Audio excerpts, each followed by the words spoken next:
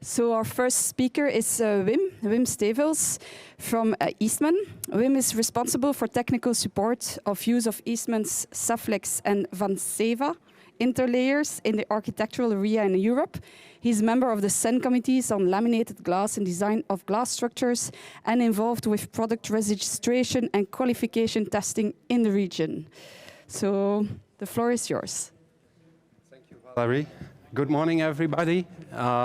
Thanks for making it out here at this early hour, being awake and everything. For a couple of minutes, it looked bleak for attendance, but I'm happy that you're all here now. So you can see the title, it's about bird protection, but also the combination with other functional elements in the glass. It's very sensitive. So here's a brief outline of the presentation. I'll introduce Eastman, and I'll introduce why birds have a problem sometimes with glass. I'll also look at some of the science behind rating glazing solutions for effectiveness in avoiding bird collisions. And I'll also look in general what's out there today and how effective these solutions are.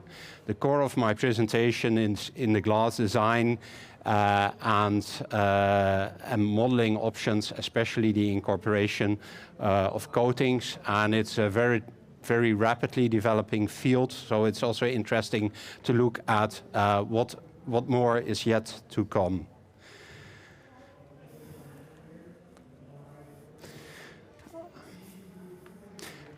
So Eastman makes interlayers, PVB interlayers. They come in all sorts of varieties these days, but the primary function is always around the safe breakage of glass. Over the years, we've just introduced other functionalities to PVB interlayers. There are colored interlayers, acoustic interlayers, and the latest addition, as we will see, is in the bird deterrence area.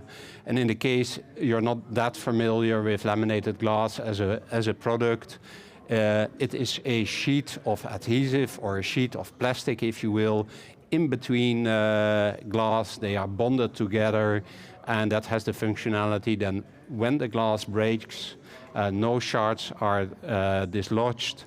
The glass is retained in the frame, and should you hit the glass, you're very unlikely to be injured. And we have all dealt with laminated glass because every car has a front windscreen that is made of laminated glass. In buildings, it's often less visible. And that's what we like as humans about glass. It's transparent, it gives us daylight. And that is the primary reason, as we heard yesterday, for architects to keep incorporating glass in buildings. However, what's transparent for us means in many cases invisible to birds.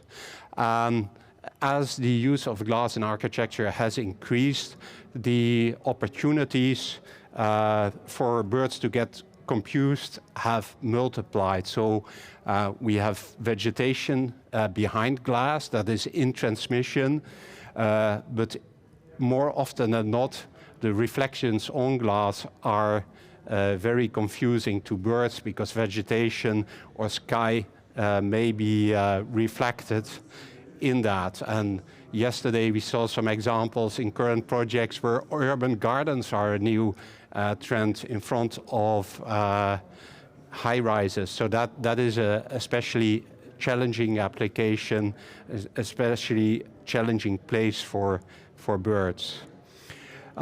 So more than 1 billion birds die annually. That's not our estimate. That's by the American Bird Conservancy. So the global numbers are really huge, especially in urban centers with high rises. I moved a little bit too fast again, but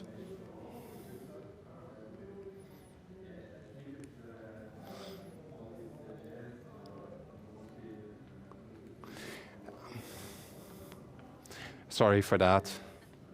You know which slide I'm trying to get to. So this one, I just want to call out at this point that the initiatives for stimulating bird-friendly glazing solutions are mainly local. So we see initiatives on the level of municipalities, mostly big cities, that are in the pathway of migratory birds. However, the topic is getting a lot of attention, and we feel that eventually that might migrate more to state or even federal levels. I want to also call out that there are very limited number of test facilities globally. One in Europe that's widely recognized, and also one in the United States. And it's starting to be connected to other schemes that care about sustainability and drive biodiversity apart from energy efficiency. So the biodiversity topic is also coming up in a number of regulations, and obviously killing birds with buildings is a concern. So how do you know if a glazing is effective in deterring birds? And this is an overview of a test tunnel. It's actually the one in Austria. It's a pretty simple scheme in a field.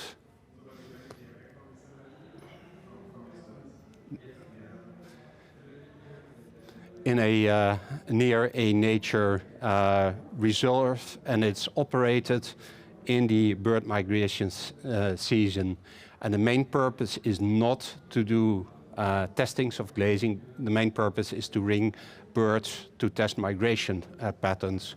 But now the ornithologist has a bird in hand. It's individually ringed, and upon release, it is tested in the tunnel. So it's released through the opening on the left side, and it flies towards the light on the other side. The scheme of the tunnel actually is quite sophisticated.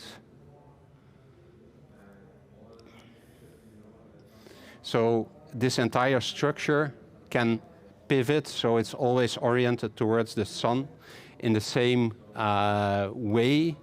And the bird has to make a choice. Do I go to one side or to the other side? One side has a reference glass, the other side has the glazing to be tested. But there's a net in front of the glazing, so no birds are killed in this process, should you be wondering.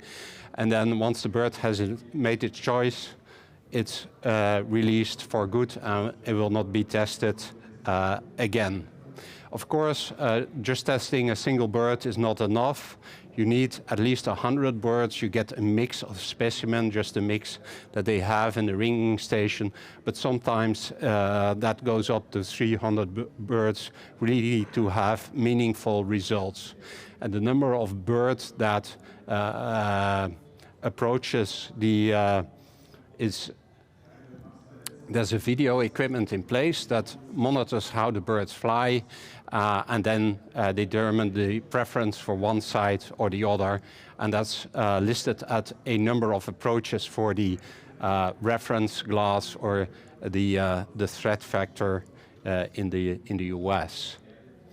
So now we have a measure that actually determines the effectiveness of a glazing solution. Of course, from an architectural perspective, we like to minimize the impact on human vision and transparency. And also you can think of all sorts of things to do. But as a glass designer, you have yet another feature to take into account, and you want to minimize that impact. So what have we seen? I think these are one of the very earliest approaches with stickers of raptors on the glazing on the outside, which has not proven to be effective, or it's proven to be ineffective. On the inside, it's even worse, there are durability concerns. So what that was, let's say, ground zero for mostly individuals trying to avoid beard collisions. Nowadays, there's a wider range of patterns and covers, and there are some examples in this event as well. But what is really clear that all of these patterns are not only visible to birds, but also visible to us. So the big question is, how do you marry percentage of coverage and effectiveness in bird protection? The options that we have been developing based on technology from our partner Zane, that also has a booth in this effect, is an interlayer solution. It's an in-glass solution, and it comprises sequence laminated between PVB. So the sequence do not touch the glass, and that solution is highly effective. Please come and have a look at samples on our booth. When you make a map of all of the solutions out there with the pattern covered on the x-axis and the number of approaches on the y-axis, you can see that actually the laminated sequence, it doesn't work on the screen, the laminated sequence in the green are on the very low end of pattern coverage, while they still have a very good effectiveness. And in fact, the blue triangle square is sort of the area where you want to be, less than 1% coverage and less than 10% of approaches, rating the solution as highly effective in Europe. That's not us saying that. There is actually a brochure out there, downloadable as a PDF, where all of these solutions are mapped, so you can actually make a comparison to solutions tested in reflection and in transmission.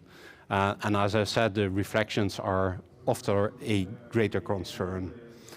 So now you're fully armed to get into the meat of the presentation and look at glass design as a whole.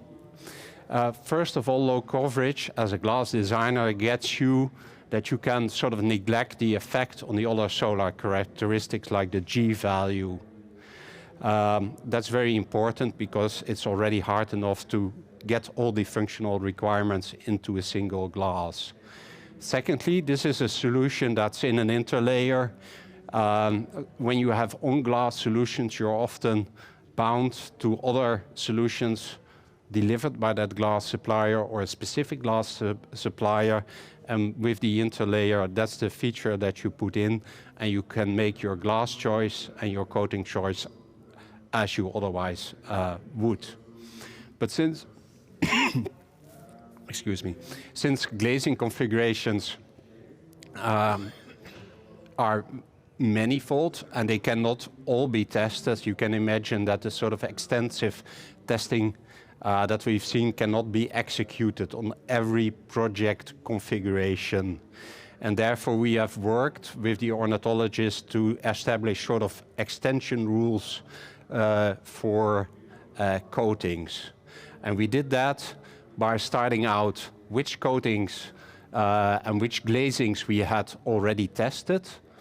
We have identified performance brackets of the tested solutions, and then we started modeling configurations to explain to the ornithologist which things are important and which things are not.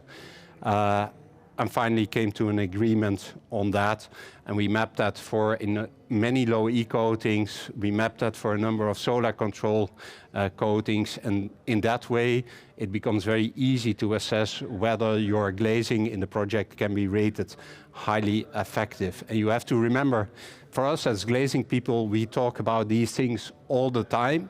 For an ornithologist, a low E coating may mean nothing. A solar gain may mean nothing. So we had to demonstrate which things are important and which things are not.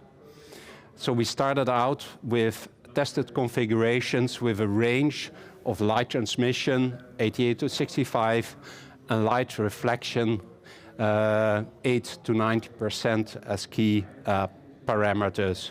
And all of these solutions were rated highly effective in the test. Then we modeled a whole lot of configurations. We looked at different suppliers of glass. Of course, that make no difference. We know that as a glass supplier, well, maybe some, but it's not critical in terms of the visible light transmission or reflection. Same for the glass type, whether it's normal clear glass or low iron glass. Also, the thickness of the glass doesn't really matter. And then we started looking at low E coatings for all of these suppliers. And here is a map of what we found in terms of light transmission and light reflectance, visible light transmission and visible light reflection. And we identified two performance brackets. There are coatings which are relatively low reflecting, anything below 12, 13%, and then coatings that are somewhat higher reflective. And we took the extremes of both groups, so these are the dots with the black circles around them and the arrows. We took that further to actual glazing configurations in IGUs and triple IGUs to see which characteristics would come out if you move to more complex stuff. And as you would expect, in some cases the reflections go up or the light reflection goes down, but with the orange group, the low reflection group, any number in green, any configuration in green would meet the criteria, would meet the range of the tested configurations. And this is how we explained it to the ornithologist. And you see that there are double IGUs in there, there are triple IGUs in there, single-coated systems, double-coated systems, and that allowed us to really start assessing configurations for projects. We did a similar thing for the high reflection, low E coating, so the blue group in the mapping. That is now a much smaller area because here with the coatings, the reflections go up, and so you're outside the tested range. So without further test, we cannot qualify those glazings yet. So that drives some choices in design. We did the same thing of solid control coatings. There is an online paper out associated with this conference, similar approach, and you can read the details because I won't have the detail for that. But the bottom line is that for these fly-safe solutions, many conventional low E and solar control coatings can be used without really changing the overall energy performance of the glazing, which is important. And also allowing an assessment of the effectiveness without really having to move to bird testing. Of course, we continue to test in conjunction with our partner Zane to see if we can stretch the boundaries or different positions of the coating. Looking forward, what do we have? Well, initially we started out with a single pattern. We are now ready to offer more patterns to the market. We have examples on our booth. Of course, when the sequence gets smaller, the dots get smaller, the effectiveness may be affected a little bit, but still acceptable for the US. But you're down to a glass coverage of less than 0.5%. That's not a lot. On the other hand, what we see is that the developments in this part of the market are very fast. We see a continued push for bird-friendly glazing solutions by building owners and regulators. As I said, biodiversity is also coming up in certification schemes like LEED. We will continue to develop our offer and continue to test. And it will be very interesting to see which technologies will be implemented on the larger scale going forward. And the last thing, since you are here, our booth is just 20 meters out to have a look at the practical aspects of these solutions. So thank you for your attention.